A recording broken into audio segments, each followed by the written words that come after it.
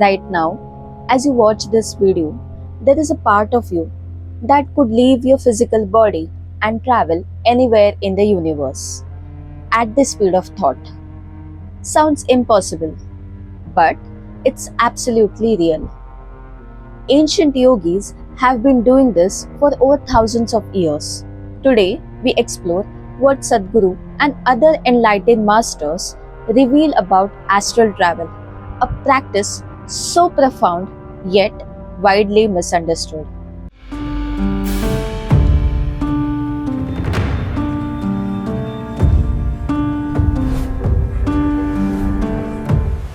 When asked about astral journeys, Sadhguru does not mince words. He warns that much of what's called astral travel today is just hallucination. Most of the people, I know there are a lot of stuff going on here. In United States, everybody is doing astral journeys. It's just hallucination, okay? You lie down and just imagine that you're flying here, flying there. That's not it. Unfortunately, everything becomes ridiculous when all kinds of people start handling it. What is being referred to as astral is, there are 5 kinds of bodies: physical body, mental body, energy body, etheric body and bliss body. These are 5 dimensions of the body.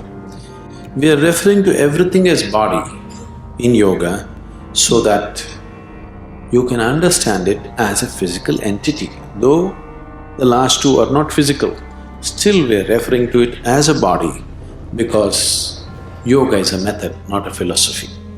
It is not a philosophy, it is a method. So we are seeing how to employ a certain method to make use of certain things.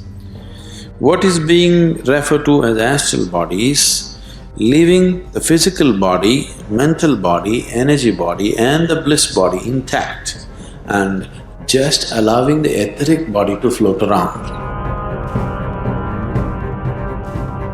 But this isn't some modern new age idea.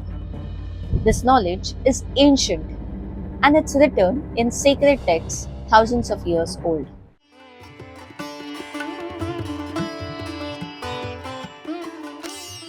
But you don't have to go back thousands of years. Modern yogis have experienced this too. June 19, 1936. A hotel room in Bombay, India. Paramhans Yogananda, one of the most famous yogis of the 20th century, sits in meditation. Suddenly, the room transforms into radiant light, and his guru, Sri Yukteswar, who had died months earlier, appears before him, not as a ghost, but in a body so real, Yogananda could embrace him. And Sri Yukteswar revealed something incredible.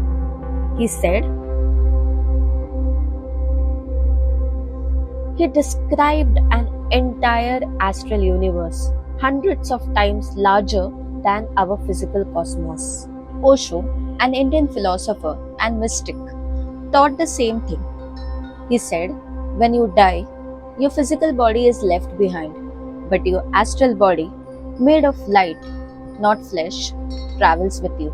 कोई 12 साल पहले, 13 साल पहले बहुत रातों तक एक वृक्ष के ऊपर बैठकर ध्यान करता था। एक दिन ध्यान में कब कितना लीन हो गया मुझे पता नहीं और कब शरीर वृक्ष से गिर गया वो मुझे पता नहीं। जब नीचे गिर पड़ा शरीर, तब मैंने चौंक कर देखा कि ये क्या हो गया। मैं तो वृक्ष पर ही था और शरीर नीचे गिर गया। कैसा हुआ अनुभव कहना बहुत मुश्किल है। मैं तो वृक्ष पर ही बैठा था और शरीर नीचे गिरा था और मुझे दिखाई पड़ रहा था कि वो नीचे गिर गया। And Shri M, a living yogi today, wrote in 2017 about astral travel and rebirth. He has even verified details from his past lives by physically visiting those locations. You see, human beings have not only the physical body, but they also have a subtle body which fits into the physical. Okay. And looks very much like the physical, except a little more glorified than the physical. And it can, with proper training, leave the physical and travel. And most people, all people actually do that unconsciously in the night when they go to sleep.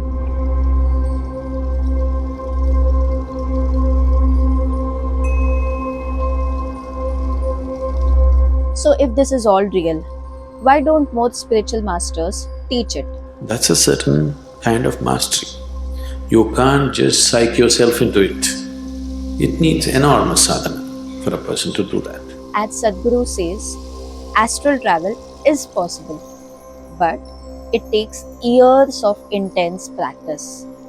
And here's the thing, it's a distraction. Chasing supernatural powers might feel exciting, but the real masters say, don't chase the magic tricks, chase the musician, chase the very source of all power. So, are you seeking entertainment or enlightenment? Do let me know in the comments. Namaskaram.